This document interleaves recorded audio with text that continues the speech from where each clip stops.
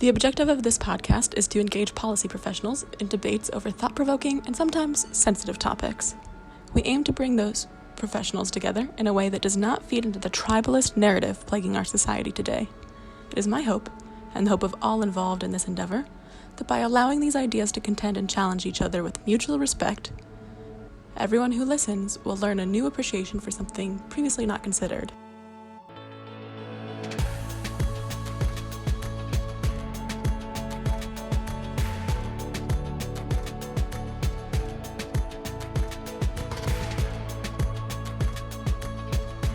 The opinions and views of all guests do not necessarily reflect the views of the Knowledge Problem or of anyone involved in its production.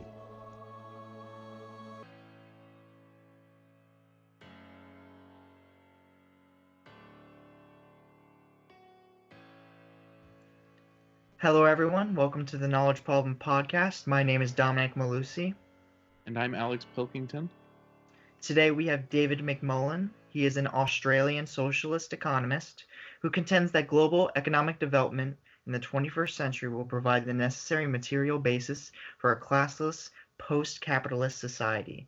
He hopes to reopen the socialist calculation debate. David, thank you so much for joining us. Why don't you take a minute to introduce yourself? I live in Melbourne, Australia, and I'm what you might call a 1968er, meaning I was swept up in the student radicalism of the late 60s. Some years ago, I wrote a number of papers spelling out a socialist model that relies on decentralized pricing, and I've also got a website called Simply Marxism. That's summing me up in a nutshell, I think. How did you originally get interested in the calculation debate? Was it from reading the socialist perspective or the Austrian perspective, or how did you come to find it?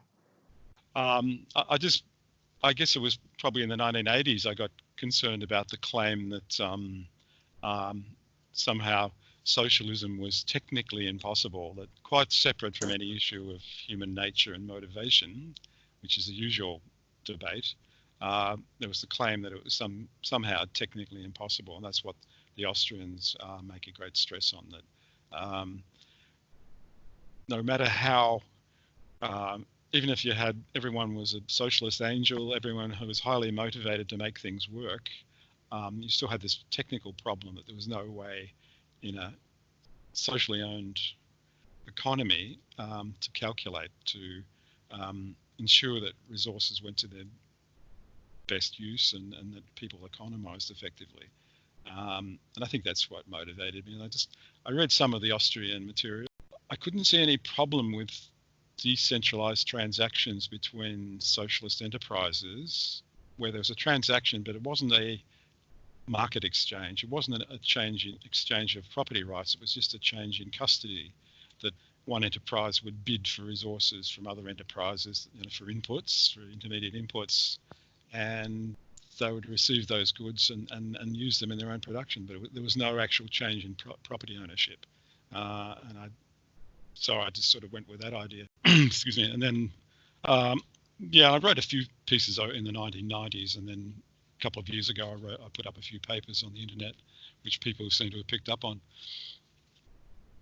Yeah, I've read everything that Alex sent me, and it was absolutely fascinating. But I would like to know, where are you coming from with regard to consensus on the debate? So the story I'm aware of was that largely the Austrians, it was assumed, had lost the debate for several decades, but then Don Lavoie came along in the 1980s and revised it, and now there was a new consensus that the Austrians won. Are you saying that would you say that the original consensus was correct, or are you offering a whole new layer that the original consensus was the Austrians did win, but you're offering a rebuttal to the Austrians now that you think that socialism can work? They made a lot of good points about how you can't just talk about some general equilibrium model, but that's not. They were saying that socialism could replicate perfectly competitive equilibrium model, which was very unrealistic, and they pointed out how that was unrealistic. So I agree with that. It was more that just that their claim that that you couldn't have a dynamic socialist economy with decentralized pricing. That's where they don't write a great deal about that. There's only a few references to it, and in Don Lavoie's book, there's only a small short mention where he just talks about something where von Mises says you can't compare a capitalist entrepreneur with a socialist manager. Well, that's like, what does that mean? I'm not sure. I mean, that doesn't somehow rule out entrepreneurship in a socially owned economy. But yeah. So it is it's coming. It's not the old. They lost. I'm saying, okay, they didn't lose that initial debate, but I'm coming at it from a different angle, I think. I want you to lay out your model now. What is socialist model that you think can solve the calculation/knowledge problem within a socialist commonwealth? And that, I think, what a lot of people will find interesting about it is you would say it's decentralized, right? You would characterize it that way? Yeah. Okay, I can sum it up in 8 short dot points. Firstly, obviously it's an economy where the means of production is socially owned, so there's no private ownership. Secondly, income is divided between return on investments and wages. The former arises from the interest charges on investment and also economic rent or quasi-rent, and is spent on net investment. From their wages, workers pay tax. This tax revenue is spent on public goods, on transfers to people who are not expected to work, on the cost of government admin, and also possibly on additional net investment. With their after-tax wages, workers purchase consumer goods and either add to their savings or pay off consumer debt. Thirdly, production is driven by final demand, and this provides derived demand for intermediate goods and services. An example of derived demand would be the demand for leather, which relies on the demand for shoes, handbags, jackets, furniture, etc. Number 4, production facilities bid for the intermediate inputs and labour they require based on the expected demand for their products. Number 5, the transfer of goods from one production facility to another is not a transfer of ownership. It is just a transfer of custody over socially owned property.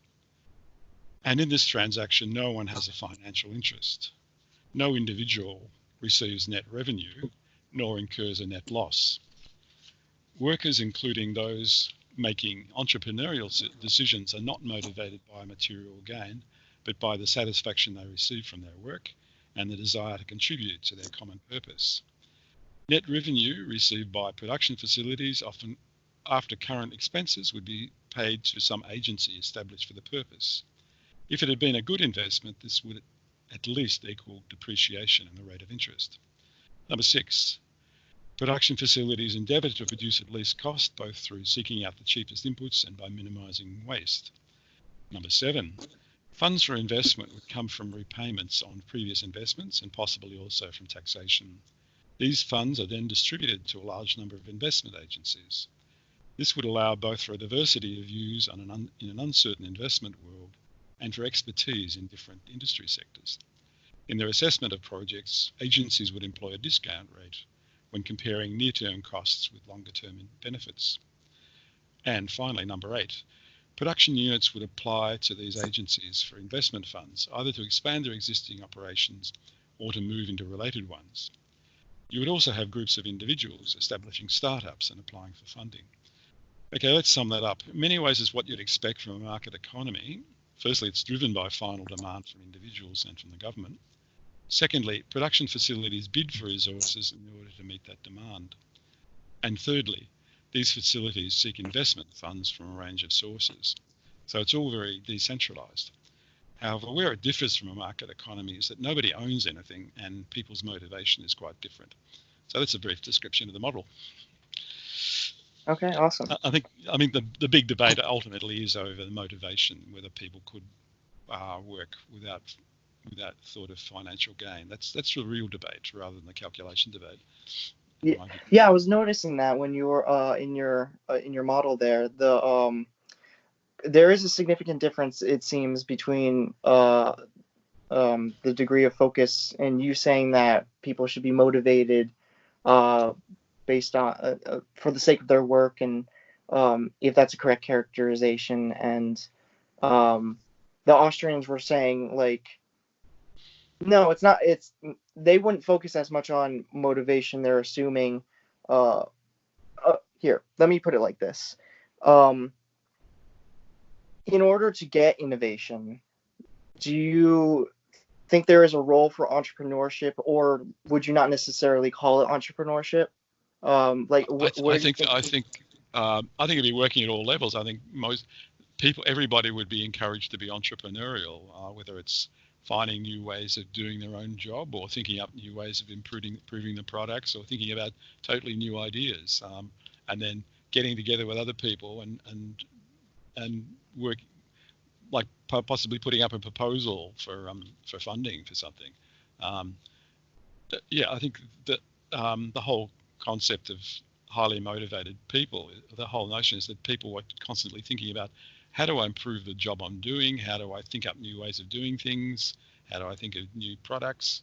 That could be if that's part of the culture. I mean, you could still have people whose job, who specialize in preparing proposals, or that are good at working out in what's involved in a particular investment project. So there's a specialization there. But to me, I think there's a tendency to try to turn it into something mystical and magic. Like, I think Israel Kurtzner is a specialist in this area, where his focus is on this person called the entrepreneur, who's basically the only person who matters.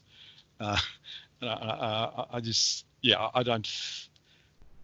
don't think that's true. I think everybody can be involved in entrepreneurship. Obviously, if you got an economy where everything's decided from the very top and no one's supposed to think about anything, they just do as they're told. Well, obviously, you have no entrepreneurship in that environment, but that's certainly not what I'm thinking of. I was talking to someone before getting ready for this, and we were going over your model, and one of the things that they mentioned, and it might be just it might just be obvious to anyone looking it over, and considering your website is called Simply Marxism, but would your model be based on the labor theory of value, and would there transfer of would the medium of transfer like dollars is for our economy, would it be like labor vouchers in your model?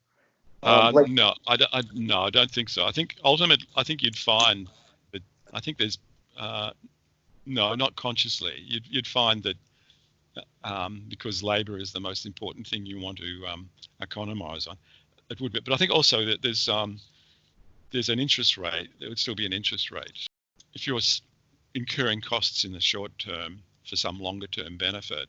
You have to have a discount rate, because people are going to be better off in the future. You don't want to. There's a limit to how much we want to sacrifice in the present for the future. So there has to be some sort of a discount rate, and also something to ensure we don't have projects that are dragging out forever producing anything. Yeah. So in that sense, there'll be, and also prices, because they're not equilibrium prices in this system. They're all demand is coming in and pushing up or lowering prices beyond the cost, because output didn't quite match what demand was. So yeah, so they're not, the prices they're not labor values. So have you had any interaction with any Austrian economists about your model, and have you proposed this idea to them, see if you can convince anyone? I think about 10 years ago I sent a copy of one of those papers to the Austrian journal. I forget what it's called now. Just got the Review of Austrian Economics. I just checked. Probably, yeah. I think it was that one. They sent back saying it probably wasn't a very good suit with their journal. So that was all. Yeah, that's about the only contact they've had. I'd be particularly keen to talk to Austrian economists about it. So if the opportunity arises, that'd be great. I'd be keen to get in touch with some of them, actually. Yeah, I mean, I would definitely want to see that happen as well. I would have spoken to, we had on the first episode Dr. Rosolino Candela. Yep. He went over the standard history and the Austrian point of view. I listened to that. Yep. Awesome. Yeah, I haven't. I wanted to go over with him your model for some time now, but with all the coronavirus craziness that's going on over here, he's been super swamped, but I will get to it eventually with him. I think that'll be a really interesting interaction to have. Yeah, yeah. If I could offer what I think would be what he would say, one challenge of it, if Dr. Candela or Pete Becky were here, I feel like they would offer this as a challenge. So the knowledge or calculation problem is not just about communicating supply and demand. It's about pointing out that the very knowledge that is necessary for cooperation and calculation needs certain institutional arrangements to function. The knowledge that Hayek and Lavoie talked about was tacit and highly contextual. So without private ownership of the means of production, as Lavoie put it, the data do not exist. Does that make sense? And does that seem like something that would be an appropriate criticism of your model? And do you have a rebuttal to that? In this model, things can be as decentralized as people think appropriate. And so I don't see any problem from that point of view. I just think the only real debate is over motivation. Have some sort of social transformation where people feel sufficiently engaged with the society they live in and with the work they're doing that they work willingly and enthusiastically. I think that's the debate. I don't think with the tacit knowledge thing, I think you're not relying on accurately conveying information to somebody above you necessarily. I mean, if there's something only you can do, well, it's assigned to you. I don't think it's a problem. Yeah, I guess that would be more so a criticism of Long's model, because he was talking about, as far as I understand it, more like literally there being a board of people who would decide what goes where and what equations we would use to calculate the proper distribution and so on and so on. So I suppose the tacit knowledge criticism would probably be more appropriate to him. Yeah. I think his model is generally confused with the sort of model I'm presenting. His model is usually presented as the decentralized pricing model, whereas the only pricing that's decentralized in his model is consumer consumption goods, so that there's a market for consumer goods and prices go up and down automatically with supply and demand, but all the intermediate goods, things that transactions between enterprises, the prices for those goods are set by a planning board, which they look at supply. They look at inventories to see whether supply is excessive or insufficient, and then they adjust prices and so it's a very centralized system. And Hayek quite correctly pointed to the various flaws and problems with such a system. But as I say, it's not the model I'm presenting. So one of the things I did want to know was, I guess, more about your background with regard to your intellectual evolution. What are some of the thinkers that influenced you most and got you aligned with socialist thought? Was it mainly Marx, or were there a variety of others? Yeah, mainly Marx and various other related people. Yeah, I was belonged to various groups over the years, but in recent decades I've been pretty much unconnected to any group. But yeah, I have it. But as far as economics go, I mean, it's the economic issues. I think these sort of issues haven't been really. They weren't front and center, these kind of issues in when I was very much involved. It was more particularly during the Vietnam War, because Australia was also involved, and there was a draft in Australia as well. So there was a lot of opposition to the war, and then I think once that war ended, the left that I was part of tended to just fade away, and then it sort of morphed into all sorts of other things. But yeah, no, I think just mainly the views of Marx. I know I'm not being very. I don't want to tell you too much about my sectarian background. Okay. What particular groups I've been in. Because I think I consider myself a very orthodox Marxist. there's lots of fashionable views that came around. People like Marcuse and all sorts of people that sort of emerged during that period are never really related to.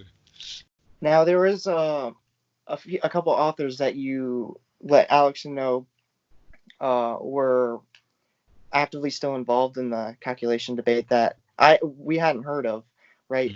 So I really got involved in this debate. I started looking into it about a little over a year ago. Right. So I really just immersed myself in it, and I really enjoy reading the literature on it. So I was very, very pleasantly surprised to find out that it's still kind of going on with the authors you mentioned, Cockshott and Cottrell. Yeah. So I wanted to know, what type of model are they proposing, and would you say it's a lot different than yours, and what's going on with what their proposals have? Yeah, their model is very different. It's a central planning model where they still, where you have all the information is gathered together and it's processed, and then people are then told what to produce. They're relying very much on modern information technology, and they also defend the labor hours as a measure of cost. They say that the sort of objections that von Mises and others raised can be addressed. But yeah, they're saying that with modern information technology, the sort of large simultaneous equation systems there are methods of doing a good approximation to them. Like if you've got millions of simultaneous equations, even the biggest computer can't solve them in any sensible time period, but there's a method that gives you a good approximation to that. And the other thing is just modern telecommunications, that we're so networked now and with the use of product codes, it's very easy to transmit information about products. You can have highly specific production codes, the color of something, the size, shape, whatever, in a particular model. And this information can be gathered very quickly. And they have this view, okay, workers would be paid in vouchers denominated in labour units. However, the prices paid for goods would vary depending on supply and demand. Even though so that if there was a bit of a shortage of something, the price would go up. You wouldn't just ration them or have people queuing. The price would go up if there was oversupply to go down. And this would be a bit of a signal showing that to adjust supply of those goods. They also have that for workers would pay a fixed poll tax, a head tax, to cover government spending, whether it's public goods or payments to people who can't work or cost of running government, and also net investment. And there'd be a political process determining the level of tax and actually how it's spent. And they develop a number of mathematical techniques for determining the optimal output given final demand and the supply of labour, and also constraints on by production capacity and inventory levels. So yeah, and on the labour values, they address some of the issues raised by the Austrians. So you can still have a discount rate. That would mean that labour with a later time date would be valued less when assessing the cost of a project. With the fact that there's all sorts of skilled levels of labour, you could include a labour embodied in the training, so that a skilled worker would count for more because you would include the labour that went into training them. You could also grade workers by experience, so that you wouldn't just simply assume an inexperienced worker was equal to an experienced one.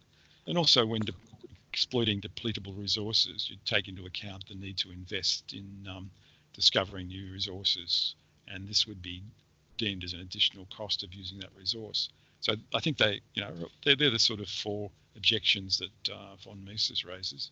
So summing that model up, it's detailed information can be gathered quickly and processed quickly. In the planning process, goods will be costed at labour values, and final output will have prices that diverge in labour because of excess demand and supply. I think it's just a model that the Austrians should debate more. There's a couple of articles. I think Horvitz wrote something on tacit knowledge, and someone called Brewster. But there's been a couple of, but I think there needs to be a lot more discussion of this model. I don't think they've come to the real heart of it.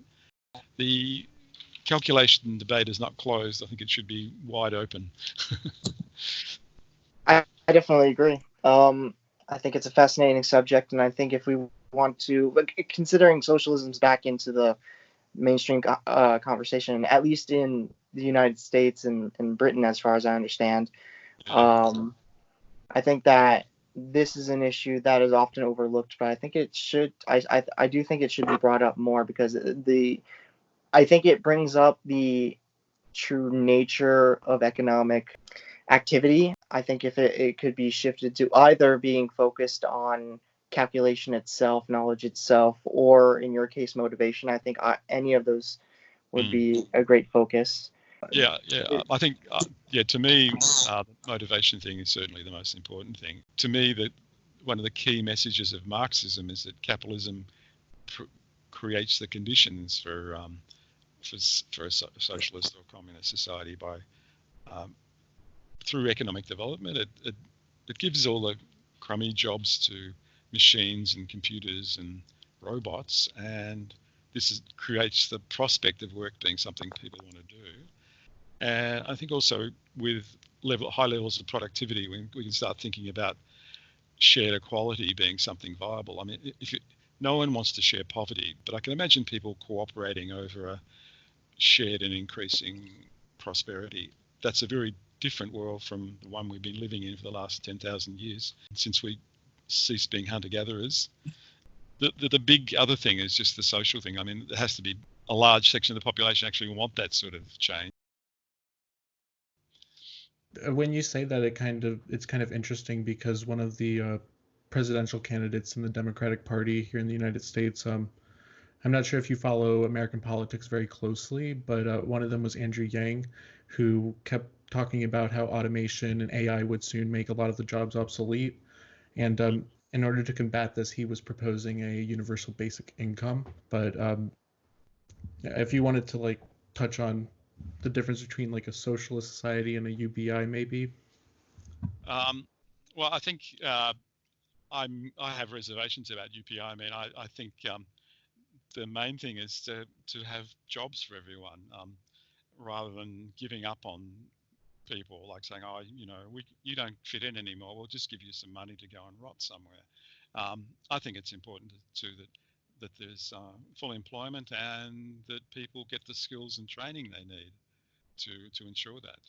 So not very, I don't.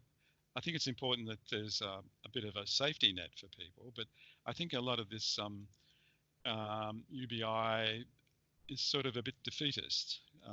It's a rather negative response to automation, I think. One common criticism I hear about socialism is that without a profit motive, no one would want to do work.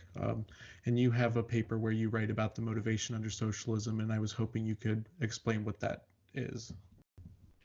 Yeah, okay. I could probably just go through that. It's a bit of a, I mean, this model becomes a little bit of an academic exercise unless there's a story about the possibility of people wanting to work for its own sake and the desire to contribute. I mean, in my model, you still have financial considerations. If you don't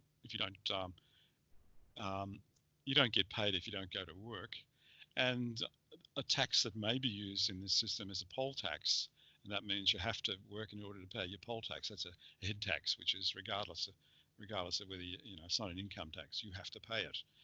So you'd be obliged to work just to pay that off. But I think the basic thing about self-motivation is there's a material side and a subjective side. On the material side, you really need a high level of economic development. You need all the nasty and tedious jobs eliminated so that you have the prospect of work being something people want to do. And I think developed economies are approaching that. You also need a level of productivity that means that equality of income doesn't mean shared poverty, it means shared high living standards. No one wants to share poverty. Under conditions of poverty, everyone's scrambling over each other to get a better slice of the pie. Now, once again, I think in developed economies, we're approaching that level of affluence where everyone could have a living standard which is something that people would be happy with. So that's the material side. Now, on the subjective side, there's some cultural changes accompanying social ownership that would be needed in order to transform work. Three things come to mind. There would have to be firstly, there would have to be a determination to turn the workplace into a place where everybody thrives. And I think this would depend mainly on workers generally being very rebellious and courageous. What I mean by that is that they wouldn't put up with abusive or toxic behaviour or being bossed or pushed around, and they would stick up for each other. In other words, there'd be a determination to, okay, we're going to make sure that bad behaviour doesn't drive out good behaviour, and that we're all going to cooperate and work together, and anyone who wants to retain a lot of bad crap, we're going to resist that. So there has to be this a rebellious working class that's determined to change the world and make it a better place. Secondly, you would need most people to feel that doing their bit is important for them. For this to happen, they would have to feel that others are doing the same thing, and most people are contributing to a shared prosperity. And generally, they would have to feel that they are part of a society that is working in their interest. In other words, not feel alienated from it. I think there's an interesting story and one to be debated. I know it's not a very popular view, but I think it's a plausible concept. But people would feel, how would you, it's just not going to happen. But I'll be one of those few out there sort of arguing for it. Another criticism I hear a lot about socialism is that it has been tried many times in the real world, and they point to countries like modern-day Venezuela or the fall of the Soviet Union, and they use those as warnings of entertaining a socialist economy. Yeah, well, looking at Venezuela, to me, Venezuela is pretty much a petro-state, just like we've had in Africa. It's one of those countries where the government has lots of oil revenue and then just blows it. In the case of Hugo Chavez, he came to power in a coup and then showered a lot of oil revenue on the poor to win support, and he called it socialism in the 20th century. But the problem was he overspent on winning support. He didn't spend enough on maintaining and improving oil capacity. He was then hit by a drop in oil prices. So it's just an absolute mess. And at the moment, what they seem to be doing is they're using all their oil exports to fend off bankruptcy. And that means that the import needs of the population are coming off very much second best. So what you've got is socialism for the generals and empty stomachs for the masses. I think I would agree with the view. I think we'd all agree that that country needs 3 elections. I mean, it's a complete mess. It's not going to. What's happening now is not going anywhere, and it just to move forward, it needs elections. I'd feel the same way about Cuba actually. It's pretty much a zombie socialism. It's always been revolution from above. When Castro took over, it was only after he took over actually that he told everyone it was a socialist revolution. The working class in that country didn't know about it. So it was very much a revolution from above. There was also those underlying problems. It was a very backward country, so I don't think it had those conditions where work could be something people wanted to do. It was pretty crappy. And the working class in Cuba has never been a radical, rebellious people. They're passive people who just do as they're told. Whereas if you want a revolution is an ongoing thing where the working class is constantly transforming things. It's constantly pushing back against people who want to push them around, who want to keep things the way they are or don't want to move things forward. And what you have in Cuba is just people sitting around just trying to survive, escaping to Miami if they can. Yeah, so once again, I think the best thing for there is elections. There's nothing about their socialism that's worth rescuing. And in saying that, that would make me very unpopular with a lot of people on the so-called left. But yeah, you could say I'm somehow washing my hands of them. But I think there's that to my mind they do not discredit socialism ultimately, because there's firstly in the case of Venezuela that was just a joke. That's just bogus. And in the case of Cuba, it's just there's just the conditions weren't there. and they made too many blunders, and now it's just a mess. In your papers, you touch on the transparency that would come with a socially owned economy. Yeah, I think, certainly in places like the Soviet Union, you had a hell of a lot of secrecy because you had the Cold War. So a lot of secrecy. So that was the exact opposite. But I think if you just leave aside that, you can have a lot of openness, open communication between production facilities, and so they're not competing with each other in a commercial sense.